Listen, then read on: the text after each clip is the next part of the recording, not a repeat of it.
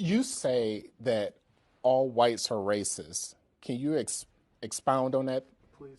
Any white person who was born, raised, and schooled in the United States of America, if you aren't a racist, you're a miracle.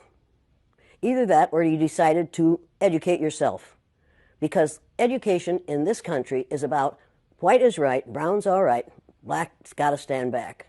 Yellow's mellow, but whites, we educate in a way that says that white males have done all the adventures, have made all the adventures, have done all the discovering, have made all, everything that is good and has been accomplished according to social studies, which is actually anti-social studies, by white males. It's a lie. But we do that in order to maintain the myth of white superiority. The myth of race has to be maintained at all costs in this country. Because if white people have to give up the color of their skin as being something that makes them perfect, what do they have left? If we start teaching the truth about history, if we start teaching about Nile Valley contributions to civilization, it will totally change the way we conduct ourselves in the classroom. It will have to. Columbus didn't discover America.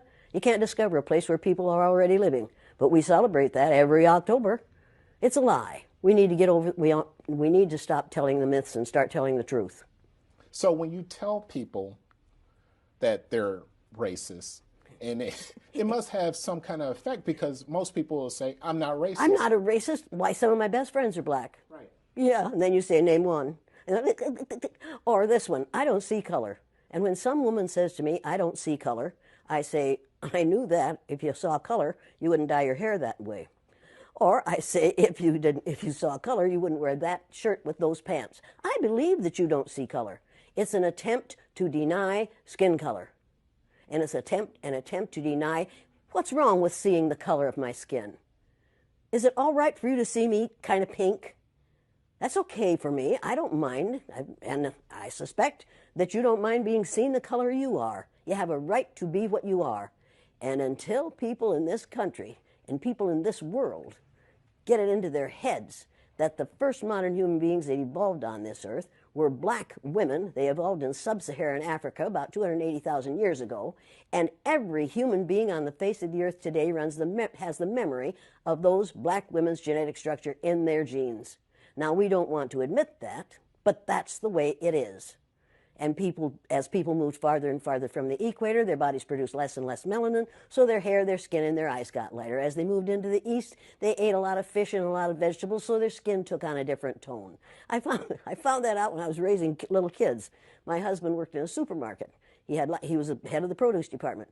And they had lots of oranges that they couldn't sell, so he'd bring them home, and I was feeding my kids orange juice like you never saw in your life. They began to have an orange cast to their skin. I thought they had a liver problem. So I took them to the doctor, and she said, what are you feeding these kids? I said, well, lots of orange juice. She said, stop it if you want them to stop being orange. Now, if you think that skin color isn't anything other than the body's natural reaction to the natural environment, get over it. So if all white people are racist, according to you, can they be reprogrammed? Of course they can. Of course they can. Of How? course they can be. It's called education. I'm an educator. The word educator comes from the root duck deuce, which means lead, the prefix e, which means out, the suffix ate, which means the act of, and the suffix or, which means one who does. An educator is one who is engaged in the act of leading people out of ignorance.